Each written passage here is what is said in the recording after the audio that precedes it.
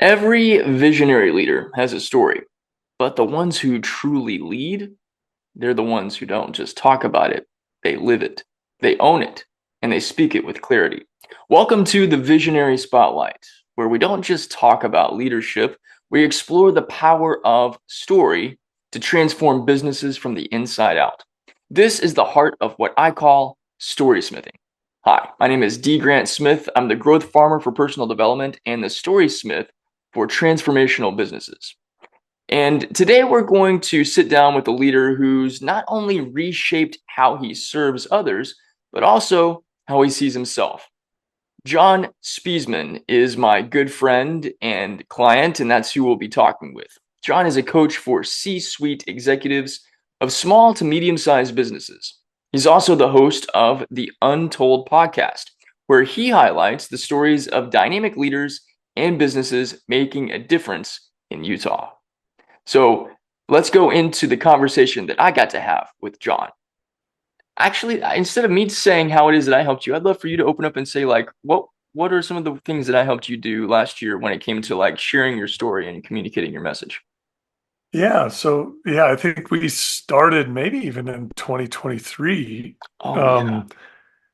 um, and then worked together a little while, and then worked again a few months later on some more things. But I think where you helped me was um, around interviewing. Right? It started with interview and discussions. Just around all sorts of different topics. Business philosophy, my motivation, my values, my why, why I do what I do. You kind of drew out in a way a number of different um, things through your questions, right? That led to me telling you stories, right? And then you would take those stories and digest those, look for different storylines, help me to encapsulate or draw, threads from one to another, and suggest, stories or posts, right? Social media content, right? That highlighted things that could be important to potential clients, things that helped people to understand what drives me, what's important to me, helps people get to know me, right? Because my social media content, a lot of it is about, you know, thought leadership, about, introducing myself to people, letting people know what I do, but in a way that's not, that's genuine and authentic and not too salesy or icky. So, yeah, I mean, your contribution was number one, that curiosity, right? Creating kind of a encouraging, safe place to just chat. We were just talking, and our conversations would go from one thing to another, and you'd always ask that next question that like drew it deeper, right? Made me think, made me explain more, and your eyes would light up. You'd see this nugget. And I'd see you start writing something down, right? And I think it was through those interviews and those discussions that you helped me to tell my story better, right? Because often you would key on, or you would highlight details that I didn't know mattered that much, like that, but they were keenly of keen interest to you. And then through our discussions, I started to understand that, these things that I just take for granted, that maybe, they're worth expressing. They're worth understanding and being able to talk about more deeply. So, so I think that environment that you created, the questions that you ask, the curiosity that you exhibit, the good questions helped me to tell stories about who I am, why I do what I do, how I do it, my philosophies, and then you helped concretely like write some of those things down and create suggested content, things that I could expand on and use to tell my stories, in support of my business, in support of what I believe. Well, on that subject, One of the first stories you actually, I think it's one of the very first stories you told me. It was in our first official story smithing interview session. You told me a story about your dad, and I resonated with that so much because of the way that you shared that story. And we incorporated that into some of the marketing content and things that we made together over the first little bit of our time.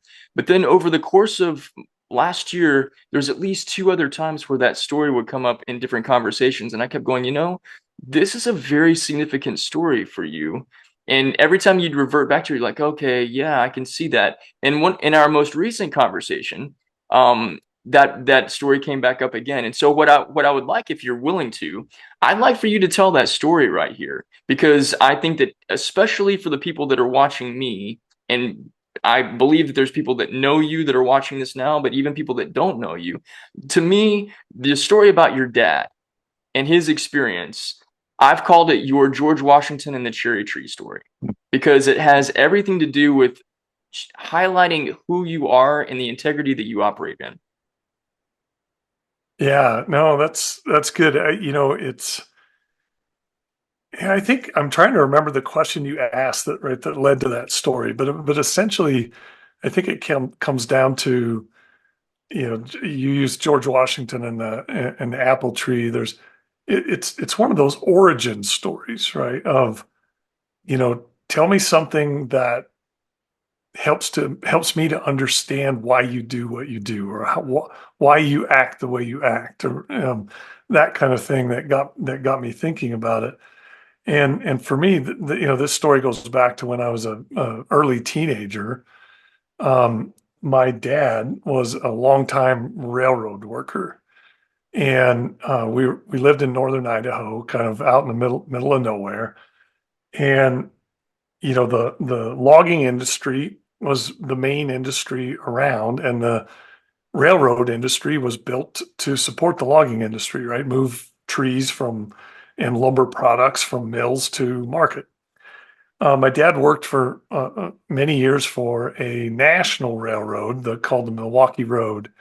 And in the early 80s, during the economic challenges that hit there, that railroad went under. And so one day my dad came home basically, and everybody had been laid off. The company was defunct and nobody knew what was going to happen. Right. And, uh, as a kid, those are memorable moments. You don't see your dad afraid, right, or in doubt very often. And my mom, right? I mean, it was a big impact to our family because now we don't know what's going to happen. And so, clearly remembered that kind of jolt to the family dynamic.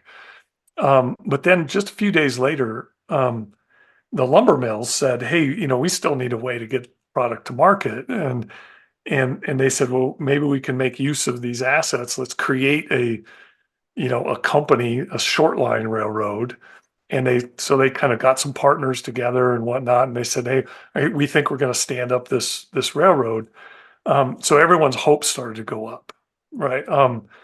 And everyone was like, "Okay, well, maybe this thing's going to turn around."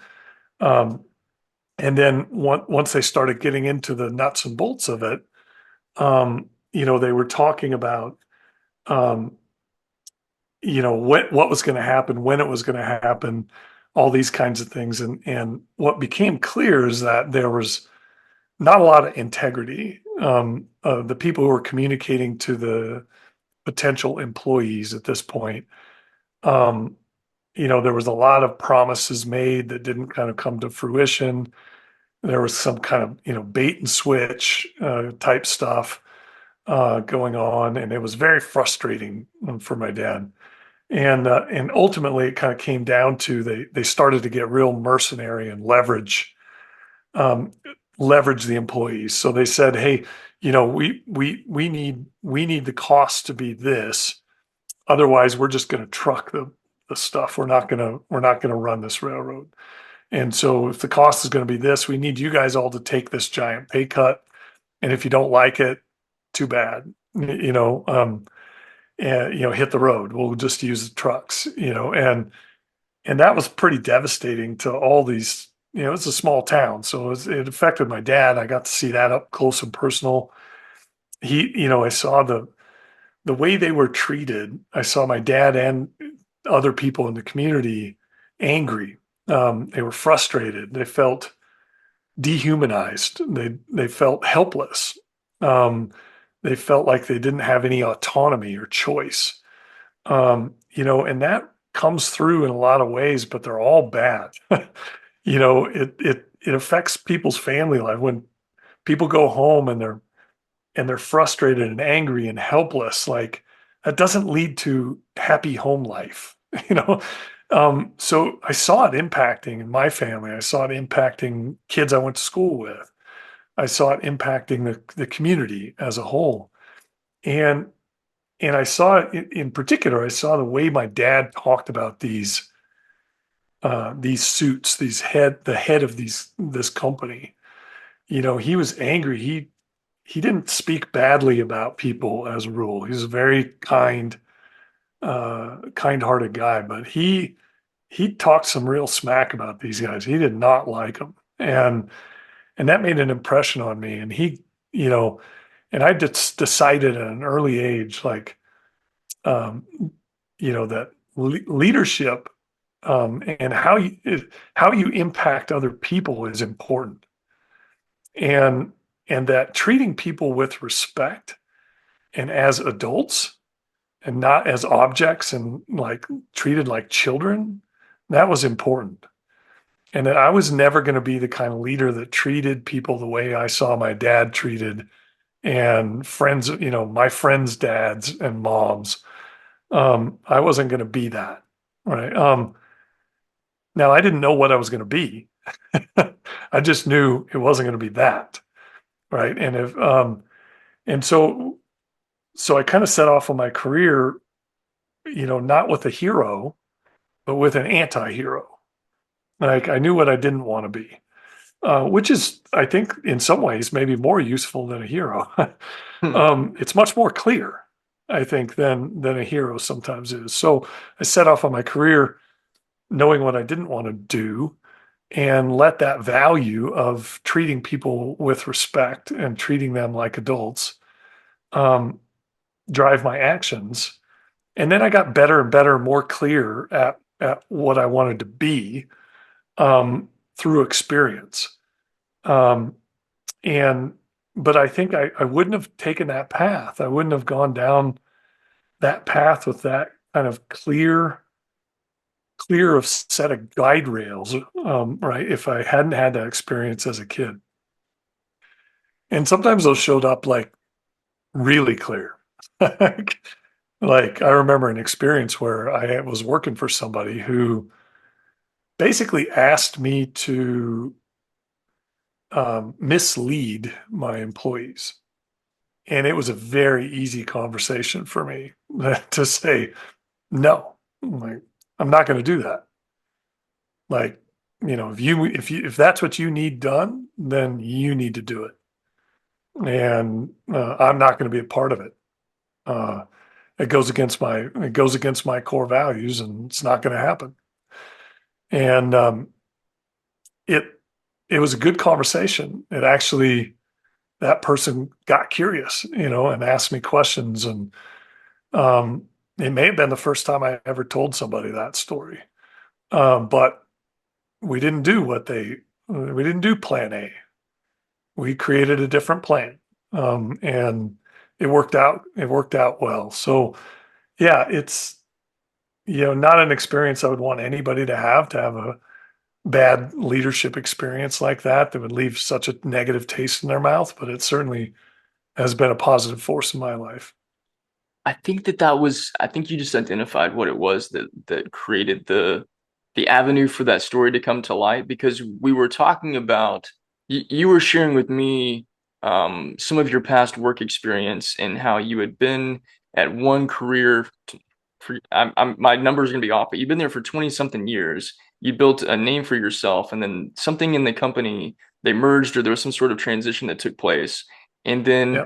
there's some promises that were made to you, but then that changed too, and there's something else that took place. And so you were telling me about this story about these things that were kind of breaking down. And you said, but I had this experience when I was a kid where I saw my dad go through the same thing, and I told myself I wasn't going to go through that again. And I was like, okay, well, tell me what happened with your dad. And then that led into the story. Yeah. Yeah. No, and that's a perfect example, right, of what you helped me to do, right? The situation that I went through kind of at the end of my prior career, yeah, after almost 30 years at that company, um, there wasn't a straight line between that and that experience that my dad had. The value was behind that, right? There were some things that happened that I didn't like, and there were some things that happened that I felt like weren't the way I would have done them, that weren't according to my values, and it became pretty clear for me that I was going to make a decision to leave that company and strike out on my own. But it wasn't exactly aligned, right, with that story about my dad. But your questions kind of led me there, right? And then your curiosity about that, right, said, it came up, like you said, multiple times through our different interactions.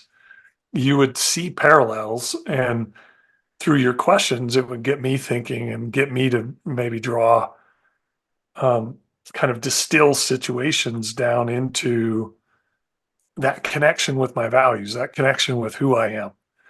And so I think that, one of the biggest byproducts of my work with you is the improvement in my ability to express my authentic values, right? And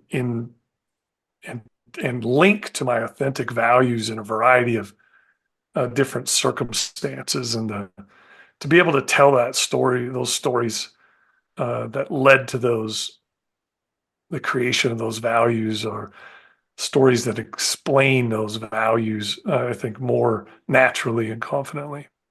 Mm. Well, thanks for that feedback. I appreciate it. On this subject of values and even going as far as like understanding mission and the lived out mission.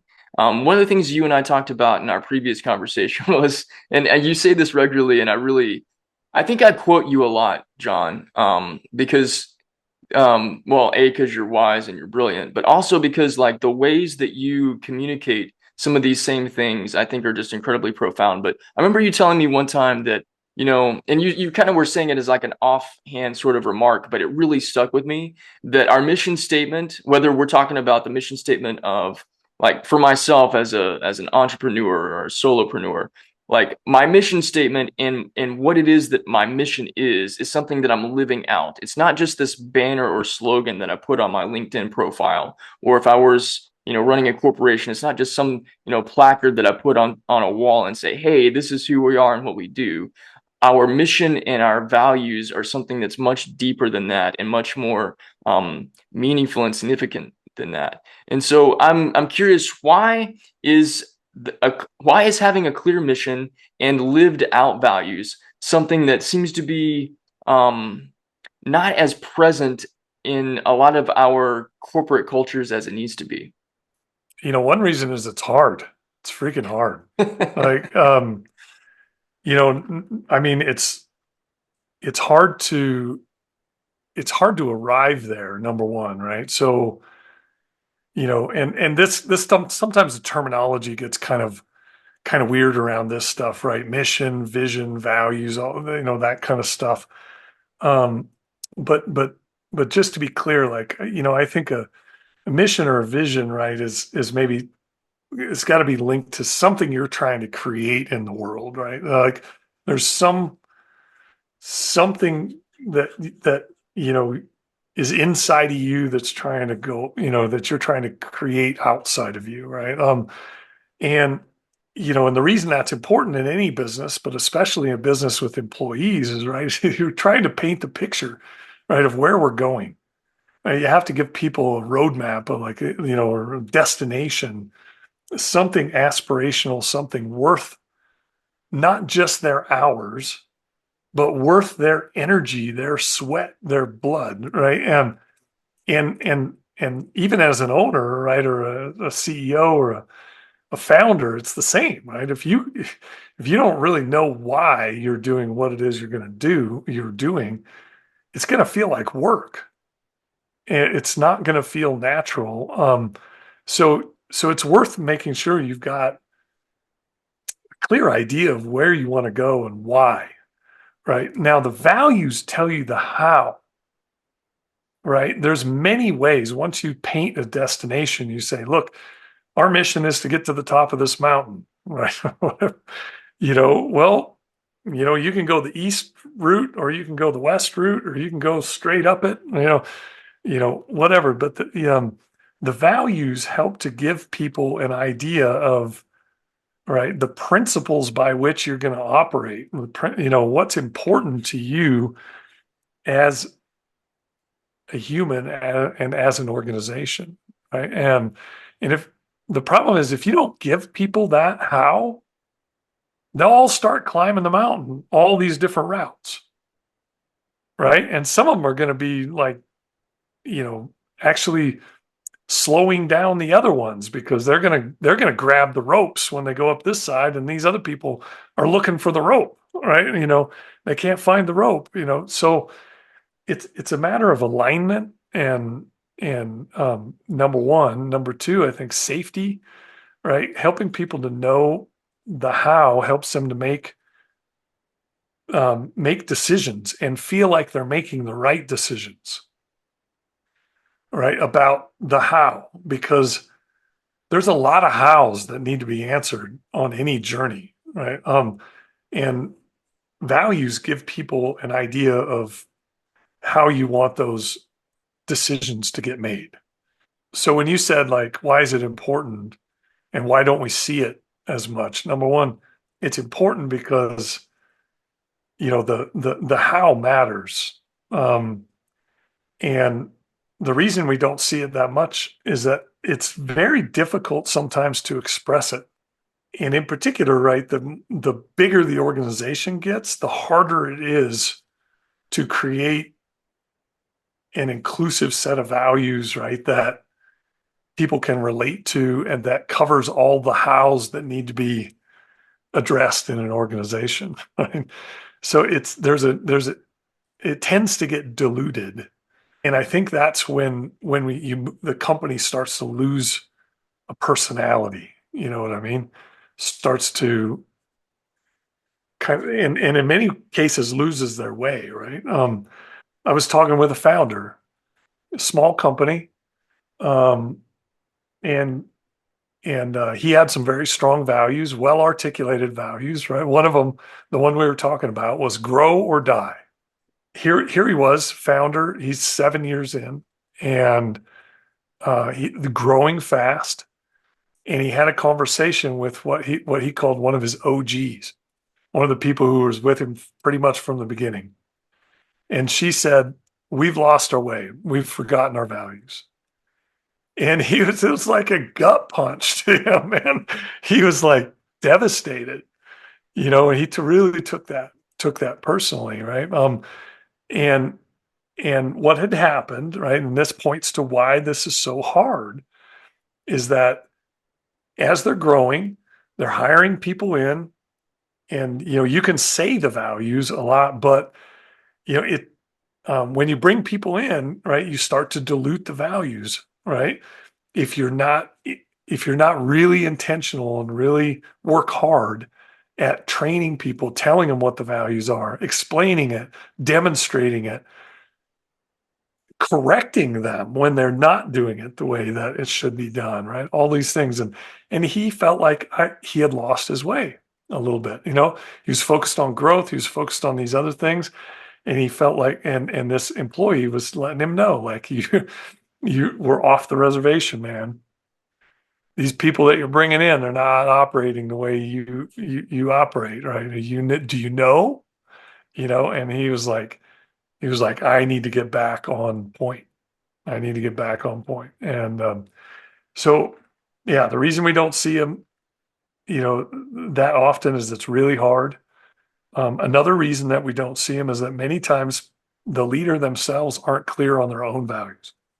it's a process. Like, and again, I would say finding your values isn't a destination. It's about the current point in time.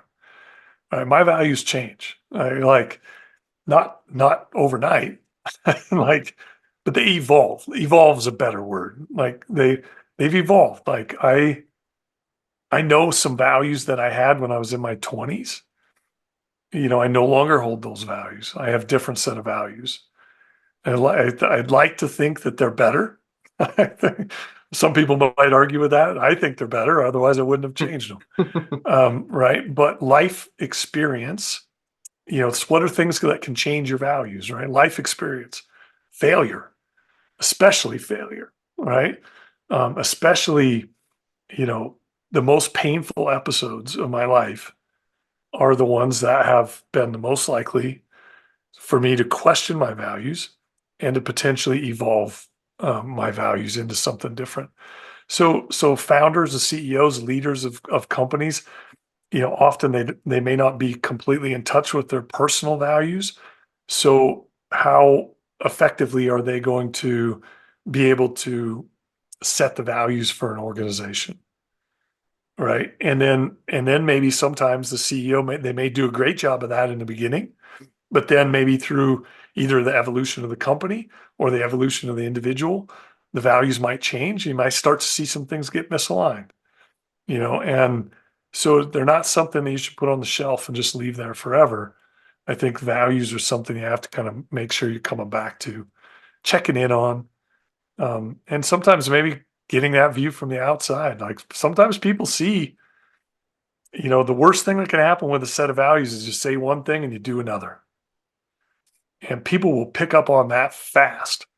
So it's a good thing to have those feedback mechanisms, right? To make sure that when you do that, and note that I didn't say if, I said when, Hmm. because we all do it, right? When you do it, when you get off the reservation and you start doing things that are fudging your values, or they start to drift, right? Getting that feedback that you need to get back on track is invaluable. But it's hard to hear, man. It's like that gut punch that CEO got, man. I could see it on his face. It was a hard thing for him to admit. I think that's one thing that the more you shared stories with me of the clients that you worked with and some of the like light bulb moments that they had. And even like early on, I remember I think his name is Ed. Mm, When it was one of the last things that I remember kind of you shared a whole story with me about Ed's evolution, and the story was so powerful that I was like, okay, this isn't just one content piece standalone. There's a whole like almost course on how to transform your leadership style, how to be able to listen to feedback, how to be able to delegate. There's all kinds of stuff that came from just Ed's story. But when you were telling that story, it you were illustrating something that was a phrase that you would say to me in our conversations, and I think it became a part of some of the messaging that we incorporated into the way we put your posts and your things together. It was zooming out to get a look at the bigger picture. And that's mm, exactly what you were just describing there. Like sometimes the values and the importance and the essence of our values requires us to, instead of being so close to what's going on and like, trying to, peer a hole in it, we got to take a step back, look at the yeah. big picture, see what's really going on. And I so appreciate that perspective because obviously it's a metaphoric look at what real leadership is, looking at the big picture and Mm. taking a more holistic view of things. But yeah, I just wanted to point that out because that I think is a great reference point for everything that you're talking about here in terms of values as well. Yeah, no, yeah, it definitely comes up a lot in my coaching work. And yeah, you described it well. Like, well, it's not been my experience that people move away from their values consciously, right? They move away because they've lost sight, right? Because they're focused somewhere else, right? Or they're blind to something, right? Around them, like they don't see how it's landing. And often it takes that, something to kind of bring that perspective back, right? Whether it's feedback, whether it's, a failure, right? Something usually has to happen that's not pleasant to draw our attention to when we've lost track of our values, right? And even then, right, there's no guarantee, right? It takes it takes a lot of humility and it takes courage to face that, right, when we do it. Because there's no guarantee. People do it all the time, and just blow it off and move on. Um, I don't know how, at some point you got to question, right? Are those really values? If they're really, if you can set them aside lightly, I don't know how much of a value that is for you. All right. So there's kind of a litmus test, I think, in terms of values, right? I think, values have to be something that, go pretty deep. Um, it's not something that you're willing to sacrifice something in order to stand by those values, right? You're willing to experience some pain or discomfort in order to stand by that value, right? You're going to stand up to your boss and say, "No, I'm not doing that." Right? I might get fired. I don't care. Like, you know, that's indicative of a value, right?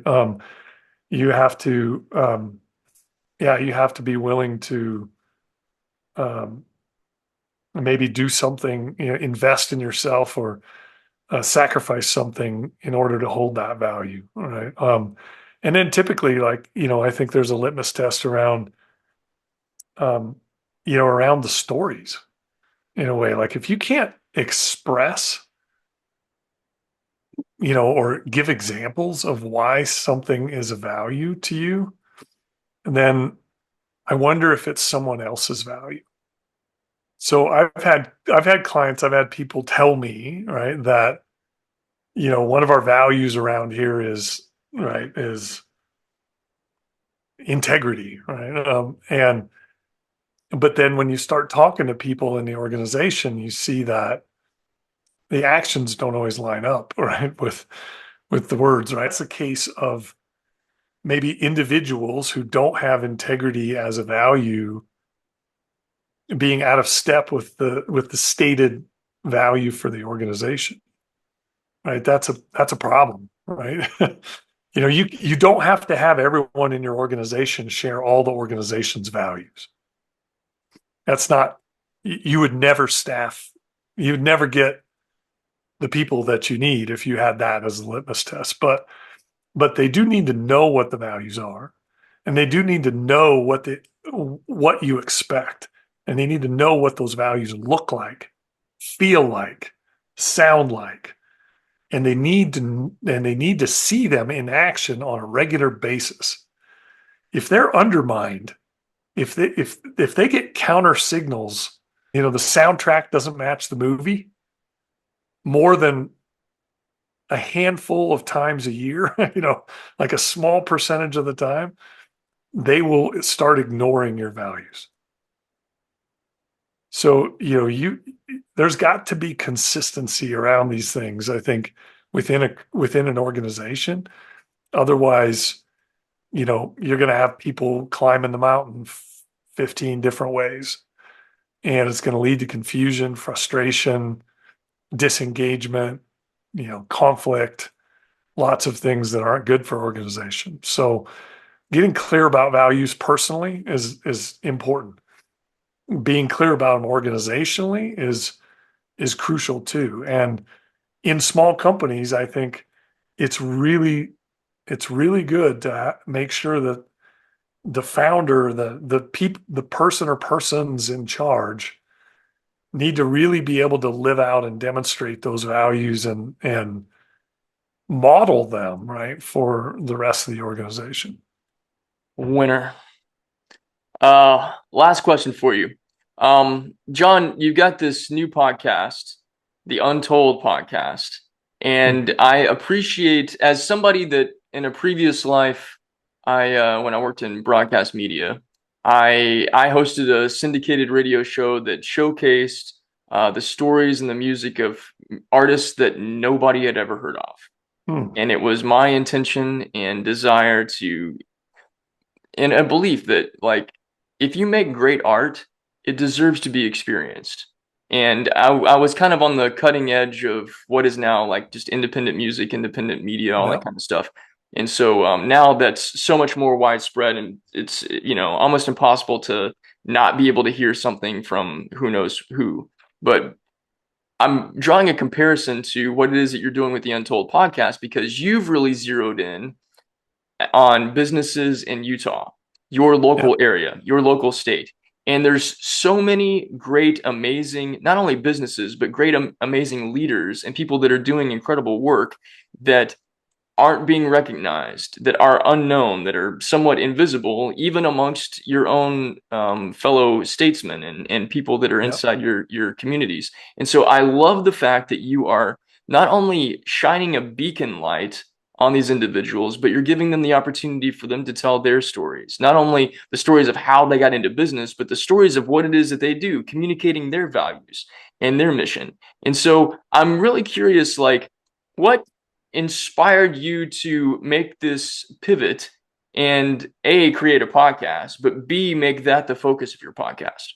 Yeah. Well, I guess the podcast is just a mechanism, um, but the why, the reason behind it, just I really do enjoy stories. I enjoy other people's stories and talking about business and life.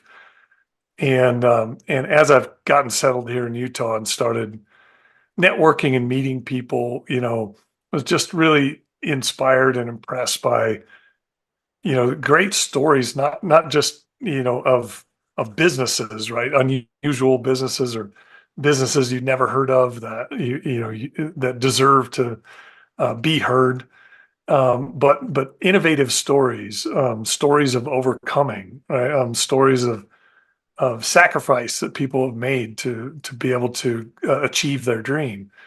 And it struck me that you look around and it's so easy to find hundreds of repetitions of business of the same business story, right? Of Apple or of Amazon and all these things, and it's like, gosh, this is what a shame.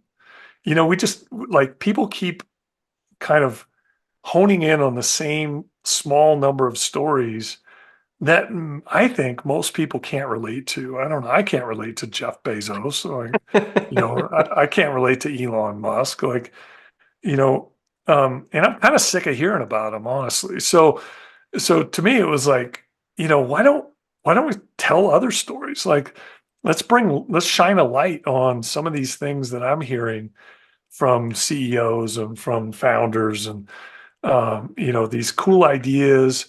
Let's give people something that maybe is more relatable. The guy down the street, right, with the great idea, how did he turn that into a business, and what did he learn, and what would he share with somebody else, that next generation of business person? What would he share with that budding entrepreneur, right? So to me, it's just kind of yeah, telling those stories that are untold, that could go untold. Shine a light on those, celebrate that, let them tell their story, for posterity, and hopefully inspire that next generation. Why did I choose a podcast? And well, I don't know. I couldn't think of anything else. I'm not, you know, we do have a video component of it, which, is fortunate or unfortunate. I don't know that I have a face or a voice. I don't have a voice for radio and I don't have a face for TV. So I kind of split the difference and said, well, you choose. You don't like looking at me, you can just listen to the podcast. You don't like, you want to see me or don't want to just listen, you can watch YouTube. So um, I don't know. I couldn't think of another alternative other than a podcast, honestly. So here we go. Right. Episode 2 dropped today, and yeah, and I'm having fun with it. So that's a good sign. If it doesn't feel like work, then it's probably aligned with my values, and it's probably, um, is if it's given me some energy. So can't ask for more than that. I'm guessing that you're finding inspiration from the people that you're getting to have these conversations with and hear their stories from. Oh yeah, totally. Yeah, and I'll probably be on an, you'll be interviewing me a year from now, and I'll be telling you some stories from people who've inspired me on the podcast. So, um, I think one of them I already told you today came from somebody I was interviewing for the podcast. Excellent. So, yeah, I'm collecting. Right? I'm collecting stories. Yeah, no, hadn't thought of it quite that way, but it's kind of having that effect. Right? It's going to make me, I think, a better coach for people who are on a journey like that, and it's going to give me also maybe uh, different tools, different things that I can use to give clients that I'm trying to help, the hope or the inspiration to get through something that they're dealing with. I really appreciate, I mean, I talk a lot about clarity in the work that I do, but I really appreciate how you've given me clarity in this conversation. In what you just shared about collecting stories. And what Mm, you also said a minute ago when you were describing like the reason why you made your podcast about how there's so many, I'm going to call them recycled stories from some of these giant corporations. And I was actually thinking about that this morning. You referenced Apple because I have no idea who the past like two or three CEOs of Apple have been. I know that I see these story references where like so and so, formerly from Apple, and I'm like, oh, I didn't know who any of those people. Because the thing that always gets attributed back to Apple is Steve Jobs, but Steve Jobs has yeah, been dead for like 15 or years or so. He's been dead for a yeah, and while. it's been Tim Cook since then, right? It's only one CEO. Yeah, Right. Okay. Well, see, I had no idea. But yeah, so there's executives at Apple though that go on and do these other things and they end up running these other companies and it's like, "Oh, well, I guess whatever they did at Apple was innovative, but just because they can put Apple next to their name, that somehow gives a reference point that I'm supposed to be paying attention to." And so the recyclability of some of this stuff, and I really appreciate how you said, "I can't relate to these people that have run these multi-billion dollar worldwide organizations. That's not applicable to me. I want yeah, to know stories about things that like I can actually resonate with and relate to." And yeah. so you gave me clarity on the power of having conversations like this and the Hmm. power of the stories that we tell each other that like what you shared about, and I keep referencing like the stuff about mission statements and personal values because the conversations and things that you and I have, they're at times they're interviews, but really they're conversations. And that's one of the most powerful things for me about the art of storytelling. Because Hmm. really a conversation is a story Yeah, and a story is a conversation and we can try to make it a big thing, but really we're having these wonderful moments where we get to experience each other and learn from each other through the value of communication. So thank you for giving me clarity about that. yeah. You're welcome. It's always a pleasure. And thanks for being the second official guest of this. I don't know if this is a podcast or just a show or whatever it is, but of the Visionary Spotlight. Thanks, John. Woohoo! All right, thanks. Glad to be here.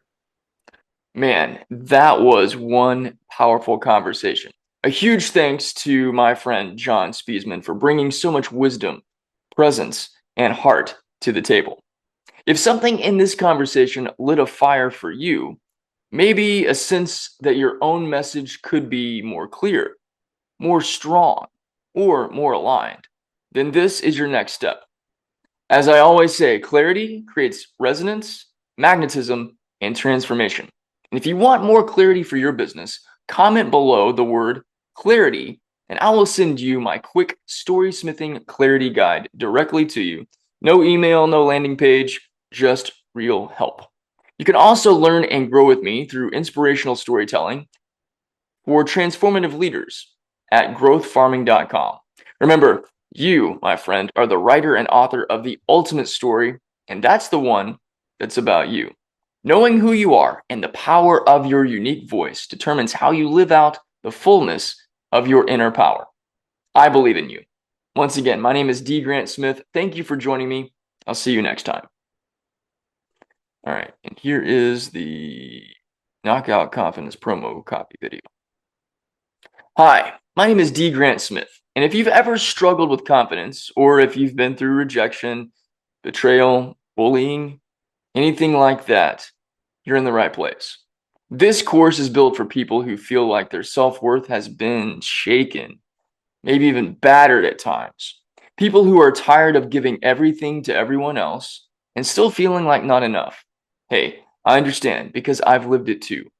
I went through divorce, financial collapse, heartbreak, and years of trying to prove that I was worthy of love and acceptance. I also got into the boxing ring, metaphorically and literally, to face the fear that I had been running from my entire life since I was a little kid. And what I found was something that I didn't expect. I found that confidence doesn't come from being the best. It comes from being rooted in who you really are, even when everything around you is falling apart. In this short and powerful course, I'm going to walk you through what I call knockout confidence. Not hype, not ego, but the kind of confidence that grows from self-love, from emotional healing, and from your own relationship with your heart. You're going to learn how to stop seeking validation, how to quiet the inner critic, how to forgive yourself, and how to rebuild your story from the inside out. And yeah, I do use some metaphors in this course, one in particular from the movie Rocky 3. And I use that to help tell this story because it's not Apollo who gets Rocky back in the ring after he gets defeated, but it's Adrian. It's his heart. And that's what this course is all about. Getting your heart back so that you too can rise. If you're ready to stop chasing confidence and start living it, jump on into this course and let's work together. Okay.